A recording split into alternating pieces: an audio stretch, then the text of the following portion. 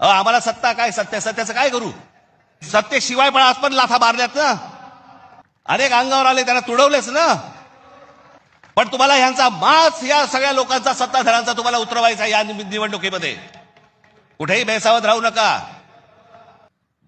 लहान मुलींच्या वरती बलात्काराचा आरोप असलेला माणूस, त्याला भारतीय जनता पक्षाने नगरसेवक, आली कुठून हो हिंमत? तुम्हाला घरं नाकारणार, ह्यांना सगळ्यांना घरं मिळणार, तिकडनं बाहेरच्या राज्यातनं गुजरातमध्ये येणार, ह्यांना घरं मिळणार. तुम्हीच नसाल, तुमचंच अस्तित्व नसेल, काय चाटायची आहे महानगरपालिका? आम्ही भले आमच्या वचननाम्यामध्ये सांगितलेल्या अनेक गोष्टी आहेत ज्या उत्तम करू, उत्तम शहर करू. अरे पण तुम्ही असायला पाहिजेत ना त्याच्यासाठी.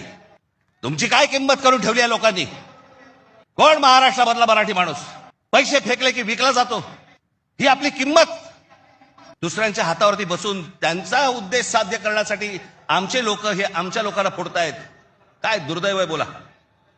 या अशा परिस्थितीमध्ये ही आजची निवडणूक होते आहे. ही मराठी माणसासाठी शेवटची निवडणूक आहे. आज जर चुकलात, कायमचे मुकलात म्हणून समजा. इतर राजकीय पक्षांमधले पण जे मराठी लोक आहेत, माझं त्यांनाही आव्हान आहे, सोडा ते सगळं.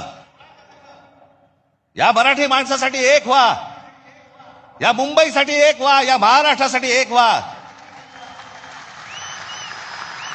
ही मुंबई महाराष्ट्राला मिळाली. 107 आमचे हुतात्मे गेले. उद्या मुंबई गेली तर त्या पुतळ्यानंतर काय अर्थ उरतो? माझी आपल्याला सगळ्यांना एक फक्त सांगणं आहे, हे ईव्हीएम मशीनवरती लक्ष ठेवा.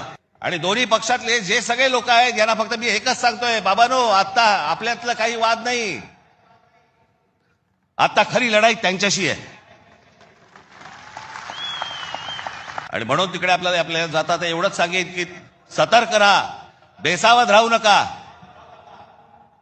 आणि जर दुबार मतदार जर तिकडे आला, सकाळी 7 वाजता फोडून काढा. मुंबई राहावी, हे महाराष्ट्र राहावं, राज्य राहावं, हे मराठी माणसाच्या हातात राहावं, तुमच्या हक्काचं असावं, तुमचंच आहे ते.